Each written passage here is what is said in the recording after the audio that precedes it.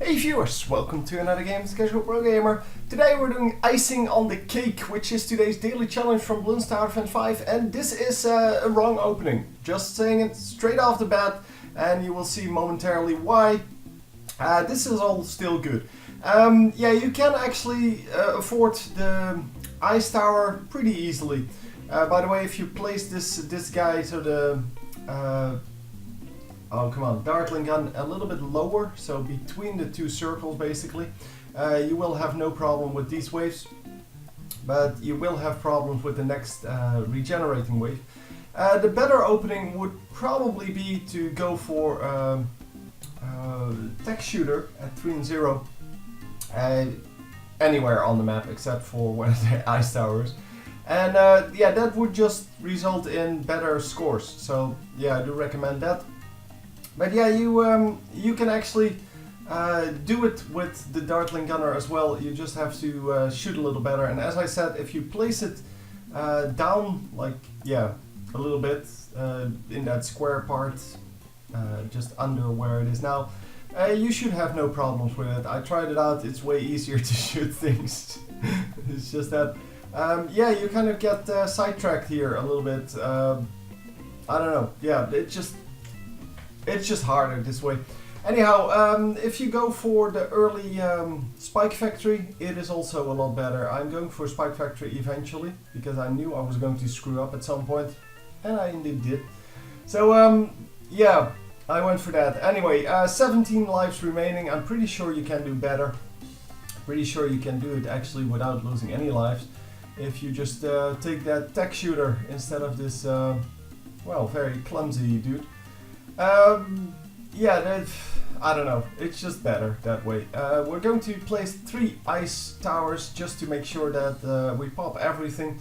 Plus it just makes sense to have multiples, especially if they're staggered, so if they don't hit everything at the same time, which I kind of messed up with the first 2, which is why the third one came in. But yeah, you want to have the lead balloons, well, certainly popped, so you don't want any risk in that, because if one of those gets through, it's yeah, it's really hard to clean that up. Plus, all of the towers will keep shooting at it and not do any damage, just like with the ice. Anyhow, from now on out, it is pretty easy. This is a pretty long challenge if you do it with the Dartling gun first, because yeah, well, you have to play on well, non-fast forward basically, because otherwise you just lose too many balloons. And yeah, that kind of, yeah, that kind of sucks. Anyhow, this was a 20-minute playthrough for me, and that, yeah, wasn't really good. Anyhow, we are just continuing on. I'm trying to get the zebra balloons before they reach the ice towers, but yeah, sometimes that doesn't really work out, and by now I don't really have time for that anymore.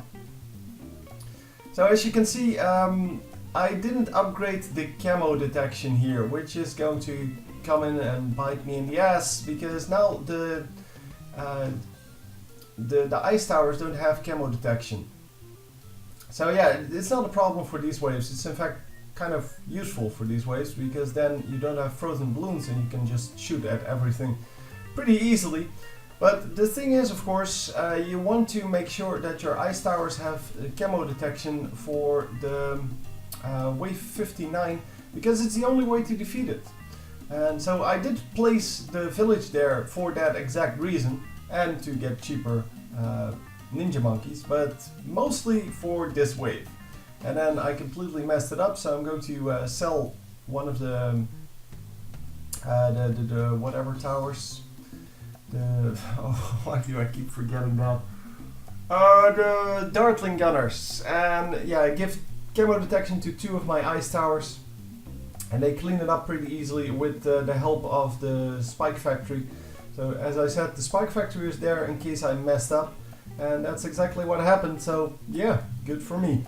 Anyhow, continuing on here with a pretty easy cleanup, round 64 then, which means I kind of want to go for, because 64 is pretty easy to take down. 65, of course, I want to have, well, this, yeah, this.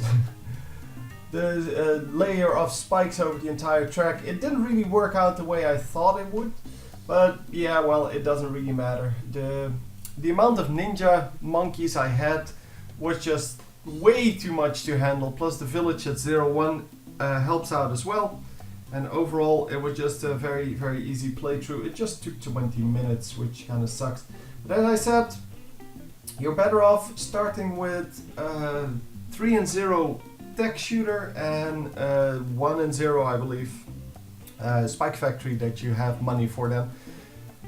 Yeah, don't overcommit on the money, because then you can't afford the ice tower. And you want the ice tower at 2-0 first. At round 28, obviously. So anyway, hope you enjoyed, and I will see you next time.